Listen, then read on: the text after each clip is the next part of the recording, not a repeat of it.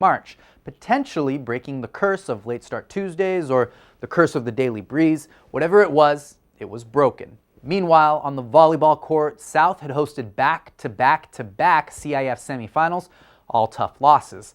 And as luck or hexes would have it, the Spartans marched through the playoffs this fall only to host another CIF semifinal match. Had the curse died last spring on the pitch, or did it just take up a full-time home in the Spartan Gymnasium?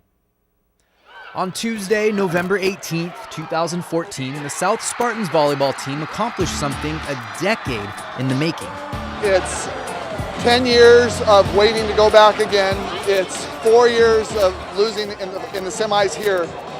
People talking about the late start curse, the gym being cursed. You know, I was talking to somebody saying maybe we were wrong to open the gym a week early for that first semi. The real goal, a CIF championship, was still several days away, but after a series of semifinal losses on their home court, the Spartans celebrated more than just a CIF championship game berth.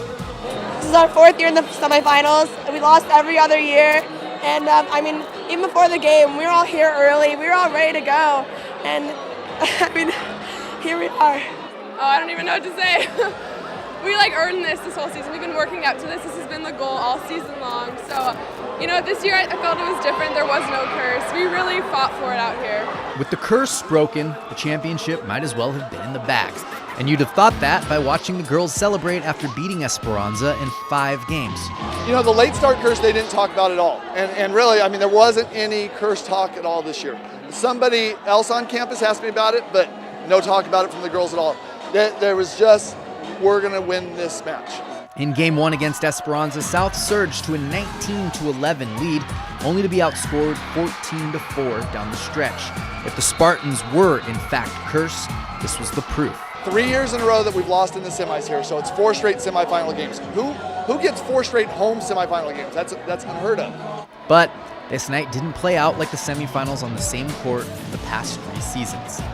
The Spartans came back to win. The entire gymnasium was electrified. At some point, the student section came up with a new celebration. Or something. But even after all the claims that they weren't cursed or that they weren't talking about it, it turns out a certain pregame ritual between a coach and his daughter quickly turned into a good luck charm.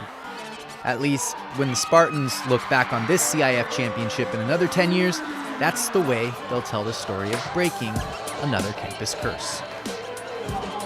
Last Thursday up at Chadwick, before the start of Game 5, when our season could have been over, she came up and she kissed me on the forehead and said, "I love you."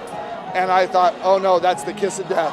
But it turned out to be a good luck thing. And so she did it again on Saturday, and we won that. And then she forgot tonight. And I don't know how many people saw it, but I had to call her over. Hey, you forgot something. And she did it, and we played well. So you are superstitious. Aren't all athletes? The Spartans staged comebacks in all 3 of the CIF championships, including the 3rd after trailing 24-21.